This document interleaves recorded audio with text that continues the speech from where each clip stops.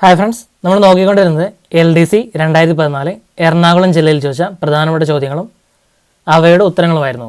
LDC 2014 Ernakulam ജില്ല. ഇന്നത്തെ വീഡിയോയിലെ ആദ്യത്തെ ക്വസ്റ്റ്യൻ, ഇന്ത്യൻ ഫെഡറൽ സംവിധാനത്തിൻ്റെ സംരക്ഷകൻ എന്നറിയപ്പെടുന്നത്? സുപ്രീം കോടതി.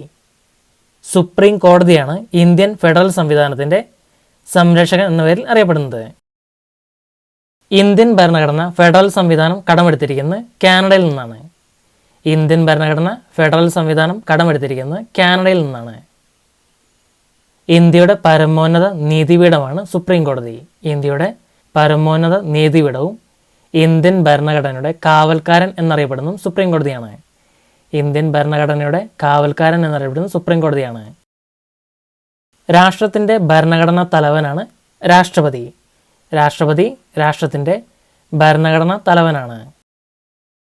കേന്ദ്ര ഗവൺമെൻറ്റിൻ്റെ എക്സിക്യൂട്ടീവ് അധികാരങ്ങൾ നിക്ഷിപ്തമായിരിക്കുന്നത് രാഷ്ട്രപതിയിലാണ്. കേന്ദ്ര ഗവൺമെൻറ്റിൻ്റെ എക്സിക്യൂട്ടീവ് അധികാരങ്ങൾ നിക്ഷിപ്തമായിരിക്കുന്നത് രാഷ്ട്രപതിയിലാണ്. ഇന്ത്യൻ യൂണിയൻ്റെ പരമോന്നത അധികാരി ഇന്ത്യയുടെ സർവ്വസൈന്യാധിപൻ. ഇതെല്ലാം രാഷ്ട്രപതിയാണ്. ഇന്ത്യൻ യൂണിയൻ്റെ പരമോന്നത അധികാരി ഇന്ത്യയുടെ സർവ്വസൈന്യാധിപൻ. ഇതെല്ലാം രാഷ്ട്രപതിയാണ്. ഇന്ത്യൻ ഭരണഘടന ഇന്ത്യൻ പൗരന്മാർക്ക് 6 മൗലികാവകാശങ്ങൾ വാഗ്ദാനം ചെയ്യുന്നു. ഇന്ത്യൻ ഭരണഘടന ഇന്ത്യൻ പൗരന്മാർക്ക് 6 മൗലികാവകാശങ്ങൾ വാഗ്ദാനം ചെയ്യുന്നു. ഇന്ത്യയുടെ മാഗ്ന കാർട്ട, ഭരണഘടനയുടെ ആണിക്കല്ല്, ഭരണഘടനയുടെ മനസാക്ഷി എന്നിങ്ങനെ അറിയപ്പെടുന്ന മൗലിക അവകാശങ്ങളാണ്. മൗലിക അവകാശങ്ങളാണ് ഇന്ത്യയുടെ മാഗ്ന കാർട്ട, ഭരണഘടനയുടെ ആണിക്കല്ല്, ഭരണഘടനയുടെ മനസാക്ഷി എന്നിങ്ങനെ അറിയപ്പെടുന്നത്. ക്യാബിനറ്റ് ആർച്ചിൻ്റെ ആണിക്കല്ല് എന്നറിയപ്പെടുന്നത് പ്രധാനമന്ത്രിയാണ്. പ്രധാനമന്ത്രിയാണ് ക്യാബിനറ്റ് ആർച്ചിൻ്റെ ആണിക്കല്ല് എന്ന പേരിൽ അറിയപ്പെടുന്നത്. കേന്ദ്രമന്ത്രിസഭയുടെ തലവനും പ്രധാനമന്ത്രിയാണ്. കേന്ദ്രമന്ത്രിസഭയുടെ തലവനാണ് പ്രധാനമന്ത്രി. ഇന്ത്യൻ ഭരണഘടനയിൽ വ്യവസ്ഥ ചെയ്തിട്ടുള്ള റിട്ടുകളുടെ എണ്ണം 5. 5 എണ്ണമാണ് ഇന്ത്യൻ ഭരണഘടനയിൽ വ്യവസ്ഥ ചെയ്തിട്ടുള്ള റിട്ടുകളുടെ എണ്ണം. റിട്ട് എന്ന ആശയം ഇന്ത്യ കടം കൊണ്ടത് ബ്രിട്ടനിൽ നിന്നാണ്. റിട്ട് എന്ന ആശയം ഇന്ത്യ കടം കൊണ്ടത് ബ്രിട്ടനിൽ നിന്നാണ്. റിട്ടുകളെ കുറിക്കുന്ന പദങ്ങളെല്ലാം ലാറ്റിൻ പദങ്ങളാണ്. റിട്ടുകളെ കുറിക്കുന്ന പദങ്ങൾ ലാറ്റിൻ പദങ്ങളാണ്. ഭരണഘടന ഉറപ്പ് നൽകിയിരിക്കുന്ന മൗലികാവകാശങ്ങൾ സംരക്ഷിക്കുവാനുള്ള സുപ്രീം കോടതിയുടെയും ഹൈക്കോടതിയുടെയും അധികാരമാണ് റിട്ടുകൾ. ഭരണഘടന ഉറപ്പ് നൽകിയിരിക്കുന്ന മൗലികാവകാശങ്ങൾ സംരക്ഷിക്കുവാനുള്ള സുപ്രീം കോടതിയുടെയും ഹൈക്കോടതിയുടെയും അധികാരമാണ് റിട്ടുകൾ. നിയമവിരുദ്ധമായി ഒരു വ്യക്തിയെ തടവിൽ പാർപ്പിക്കുന്നത് തടയുക എന്ന ലക്ഷ്യത്തോടുള്ള റിട്ടാണ് ഹേബിയസ് കോർപ്പസ്. ഹേബിയസ് കോർപ്പസ് എന്നാൽ നിയമവിരുദ്ധമായി ഒരു വ്യക്തിയെ തടവിൽ പാർപ്പിക്കുന്നത് തടയുക എന്ന ലക്ഷ്യത്തോടുള്ള റിട്ടാണ്. നിയമപ്രകാരം നിക്ഷിപ്തമായിരിക്കുന്ന കർത്തവ്യം നിറവേറ്റാൻ ഒരു വ്യക്തിക്കോ സ്ഥാപനത്തിനോ നൽകുന്ന ഉത്തരവാണ് മാൻഡമസ്. മാൻഡമസ് എന്നാൽ നിയമപ്രകാരം നിക്ഷിപ്തമായിരിക്കുന്ന കർത്തവ്യം നിറവേറ്റാൻ ഒരു വ്യക്തിക്കോ സ്ഥാപനത്തിനോ നൽകുന്ന ഉത്തരവാണ്. പ്രൊഹിബിഷൻ എന്നാൽ കീഴ്ക്കോടതികൾ അവയുടെ അധികാര സീമയ്ക്ക് പുറത്തുള്ള കാര്യങ്ങൾ ചെയ്യാൻ ഉദ്യമിക്കുമ്പോൾ അത് തടയുവാൻ മേൽക്കോടതികൾക്ക് അധികാരം നൽകുന്ന റിട്ടാണ്. കീഴ്ക്കോടതികൾ അവയുടെ അധികാര സീമയ്ക്ക് പുറത്തുള്ള കാര്യങ്ങൾ ചെയ്യാൻ ഉദ്യമിക്കുമ്പോൾ അത് തടയുവാൻ മേൽക്കോടതികൾക്ക് അധികാരം നൽകുന്ന റിട്ടാണ് പ്രൊഹിബിഷൻ. കീഴ്ക്കോടതിയിൽ നിന്ന് ഒരു കേസ് മേൽക്കോടതിയിലേക്ക് മാറ്റാൻ ഉത്തരവിടുന്ന റിട്ട് സെർഷ്യോറിയാണ്. സെർഷ്യോറിയാണ് കീഴ്ക്കോടതിയിൽ നിന്ന് ഒരു കേസ് മേൽക്കോടതിയിലേക്ക് മാറ്റുവാൻ ഉത്തരവിടുന്ന റിട്ട്. നിയമവിരുദ്ധമായ അധികാരം കൈയാളുന്നത് തടയുക എന്ന ലക്ഷ്യത്തോടെയുള്ള റിട്ടാണ് കോവാറന്റോ. കോവാറന്റോ നിയമവിരുദ്ധമായി അധികാരം കൈയാളുന്നത് തടയുക എന്ന ലക്ഷ്യത്തോടെയുള്ള റിട്ടാണ്. ഇന്ത്യയുടെ 1ാം പഞ്ചവത്സര പദ്ധതി പ്രവർത്തനം ആരംഭിച്ച വർഷമേത്? 1951. 1951 ഇന്ത്യയുടെ 1ാം പഞ്ചവത്സര പദ്ധതി പ്രവർത്തനം ആരംഭിച്ചത്. പഞ്ചവത്സര പദ്ധതി എന്ന ആശയം ഇന്ത്യ കടം കൊണ്ടത് മുൻ സോവിയറ്റ് യൂണിയനിൽ നിന്നാണ് പഞ്ചവത്സര പദ്ധതി എന്ന ആശയം ഇന്ത്യ കടം കൊണ്ടത്. 1951 ഏപ്രിൽ 1 ഇന്ത്യയുടെ 1ാം പഞ്ചവത്സര പദ്ധതിക്ക് തുടക്കം കുറിച്ചത്. 1951 ഏപ്രിൽ 1 ഇന്ത്യയുടെ 1ാം പദ്ധതിക്ക് തുടക്കം കുറിച്ചത്. 1951 മുതൽ 56 വരെയായിരുന്നു 1ാം പദ്ധതി കാലഘട്ടം. 1ാം പദ്ധതി കാലഘട്ടം 1951 മുതൽ 56 വരെയായിരുന്നു. ഹറോൾഡ് ഡോമർ മാതൃകയിലാണ് ഒന്നാം പഞ്ചവത്സര പദ്ധതി. ഹറോൾഡ് ഡോമർ മാതൃകയിൽ. കൃഷി, ജലസേചനം, ഊർജം എന്നിവയ്ക്ക് മുൻഗണന നൽകിയ പഞ്ചവത്സര പദ്ധതിയാണ് ഒന്നാം പദ്ധതി. കൃഷി, ജലസേചനം, ഊർജം എന്നിവയ്ക്ക് മുൻഗണന നൽകിയ പഞ്ചവത്സര പദ്ധതിയാണ് ഒന്നാം പദ്ധതി. ഇന്ത്യയുടെ ആസൂത്രണ കമ്മീഷന്റെ ചെയർമാൻ ആരാണ്? പ്രധാനമന്ത്രി. പ്രധാനമന്ത്രിയായിരുന്നു ഇന്ത്യയുടെ ആസൂത്രണ കമ്മീഷന്റെ ചെയർമാൻ. 1950 മാർച്ച് 15-നാണ് ആസൂത്രണ കമ്മീഷൻ നിലവിൽ വന്നത്. 1950 മാർച്ച് 15-ന്.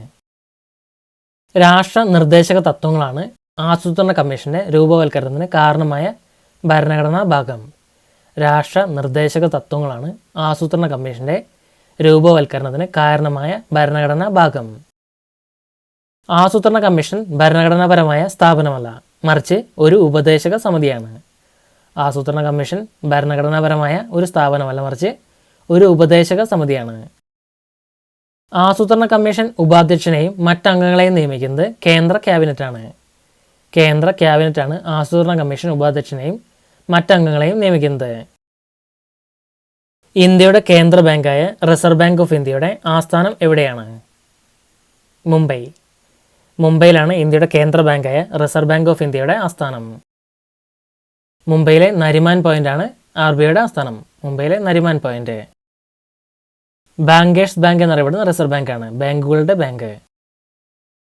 അന്താരാഷ്ട്ര നാണയനിധിയിൽ ഇന്ത്യയെ പ്രതിനിധീകരിക്കുന്നത് റിസർവ് ബാങ്കാണ്. അന്താരാഷ്ട്ര നാണയനിധിയിൽ ഇന്ത്യയെ പ്രതിനിധീകരിക്കുന്നത് റിസർവ് ബാങ്കാണ്. എത്രാം പഞ്ചവത്സര പദ്ധതിയിലാണ് സ്ത്രീ ശാക്തീകരണം മുഖ്യ ഇനമാക്കിയിരുന്നത്? 10. 10ാം പഞ്ചവത്സര പദ്ധതിയിലാണ് സ്ത്രീ ശാക്തീകരണം മുഖ്യ ഇനമാക്കിയത്. 2002 മുതൽ 2007 വരെയായിരുന്നു 10ാം പഞ്ചവത്സര പദ്ധതി. 2002 മുതൽ 2007 വരെ. കേരള വികസന പദ്ധതി എന്നറിയപ്പെടുന്നത് 10ാം പദ്ധതിയാണ്. കേരള വികസന പദ്ധതി 10ാം പദ്ധതിയാണ്. ഈ പദ്ധതിയുടെ കാലയളവിൽ നടപ്പാക്കപ്പെട്ട പ്രധാന പദ്ധതികൾ ദേശീയ ഗ്രാമീണ ആരോഗ്യ മിഷൻ, ദേശീയ തൊഴിലുറപ്പ് പദ്ധതി, സർവശിക്ഷ അഭിയാൻ എന്നിവയാണ്. ഈ പദ്ധതിയുടെ കാലയളവിൽ നടപ്പിലാക്കപ്പെട്ട പ്രധാന പദ്ധതികളാണ് ദേശീയ ഗ്രാമീണ ആരോഗ്യ മിഷൻ, ദേശീയ തൊഴിലുറപ്പ് പദ്ധതി, സർവശിക്ഷ അഭിയാൻ എന്നിവ. കേരളത്തിൻ്റെ വനിതാ കമ്മീഷന്റെ പ്രഥമ ചെയർപേഴ്സൺ ആരായിരുന്നു? ബി സുഗതകുമാരി. ബി സുഗതകുമാരിയായിരുന്നു കേരളത്തിൻ്റെ വനിതാ കമ്മീഷന്റെ പ്രഥമ ചെയർപേഴ്സൺ. കേരളത്തിൽ വനിതാ കമ്മീഷൻ നിയമം പാസാക്കിയത് 1995 സെപ്റ്റംബർ 15-നാണ്. 1995 സെപ്റ്റംബർ 15-നാണ് കേരളത്തിൽ വനിതാ കമ്മീഷൻ നിയമം പാസാക്കിയത്. കേരളത്തിൽ വനിതാ കമ്മീഷൻ നിലവിൽ വന്നത് 1996 മാർച്ച് 14-നാണ്. മാർച്ച് 14. അധ്യക്ഷൻ ഉൾപ്പെടെ സംസ്ഥാന വനിതാ കമ്മീഷനിൽ 5 അംഗങ്ങളാണ് ഉള്ളത്. 5 അംഗങ്ങളാണ് സംസ്ഥാന വനിതാ കമ്മീഷൻ ഉള്ളത്, അധ്യക്ഷൻ ഉൾപ്പെടെ. MC ജോസഫൈനാണ് ഇപ്പോഴത്തെ കേരളത്തിൻ്റെ വനിതാ കമ്മീഷൻ്റെ ചെയർപേഴ്സൺ. MC ജോസഫൈനാണ് കേരളത്തിൻ്റെ വനിതാ കമ്മീഷൻ്റെ ഇപ്പോഴത്തെ ചെയർപേഴ്സൺ. ദേശീയ വനിതാ കമ്മീഷൻ്റെ പ്രഥമ അധ്യക്ഷ ജയന്തി പട്നായിക്കാണ്. ജയന്തി പട്നായിക്കാണ് ദേശീയ വനിതാ കമ്മീഷൻ്റെ പ്രഥമ അധ്യക്ഷ. മനുഷ്യാവകാശ സങ്കല്പത്തിന് ഉത്തേജനം നൽകിയ സംഘടന ഏത്? ഐക്യരാഷ്ട്ര സംഘടന. ഐക്യരാഷ്ട്ര സംഘടനയാണ് മനുഷ്യാവകാശ സങ്കല്പത്തിന് ഉത്തേജനം നൽകിയ സംഘടന. ലോകത്തിലെ ഏറ്റവും വലിയ അന്താരാഷ്ട്ര സംഘടനയാണ് ഐക്യരാഷ്ട്ര സംഘടന. United Nations organisation. ലോകത്തിലെ ഏറ്റവും വലിയ അന്താരാഷ്ട്ര സംഘടന. UN ദിനമായി ആചരിക്കുന്നത് ഒക്ടോബർ 24-ആണ്. ഒക്ടോബർ 24 UN ദിനമായി ആചരിക്കുന്നു. ഒന്നാം ലോക മഹായുദ്ധാനന്തരം രൂപം കൊണ്ട സമാധാന സംഘടനയാണ് സർവ്വരാജ്യസഖ്യം അഥവാ ലീഗ് ഓഫ് നേഷൻസ്. സർവ്വരാജ്യസഖ്യം അഥവാ ലീഗ് ഓഫ് നേഷൻസ് ഒന്നാം ലോക മഹായുദ്ധാനന്തരം രൂപം കൊണ്ട സമാധാന സംഘടനയാണ്. ജനീവയാണ് സർവ്വരാജ്യസഖ്യത്തിൻ്റെ ആസ്ഥാനം. വൃക്ഷങ്ങളെ സംരക്ഷിക്കാനുള്ള പരിസ്ഥിതി സംഘടനയാണ് ലോബയാൻ. വൃക്ഷങ്ങളെ സംരക്ഷിക്കുന്നതിനുള്ള പരിസ്ഥിതി സംഘടനയാണ് ലോബയാൻ. മറ്റൊരു ലോകം സാധ്യമാണ് അഥവാ അനദർ വേൾഡ് ഈസ് പോസിബിൾ എന്നാണ് ലോക സോഷ്യൽ ഫോറത്തിൻ്റെ ആപ്തവാക്യം. മറ്റൊരു ലോകം സാധ്യമാണ് അഥവാ അനദർ വേൾഡ് ഈസ് പോസിബിൾ. ബ്രസീലിലെ പോർട്ട് അലേഗ്രയാണ് ആസ്ഥാനം. ലോക സോഷ്യൽ ഫോറത്തിൻ്റെ ആസ്ഥാനം ബ്രസീലിലെ പോർട്ട് അലേഗ്രിയാണ്. ദേശീയ മനുഷ്യാവകാശ കമ്മീഷന്റെ അധ്യക്ഷൻ ആരായിരിക്കും? സുപ്രീം കോടതി ചീഫ് ജസ്റ്റിസ് ആയിരുന്ന വ്യക്തി. സുപ്രീം കോടതി ചീഫ് ജസ്റ്റിസ് ആയിരുന്ന വ്യക്തിയായിരിക്കും ദേശീയ മനുഷ്യാവകാശ കമ്മീഷന്റെ അധ്യക്ഷൻ.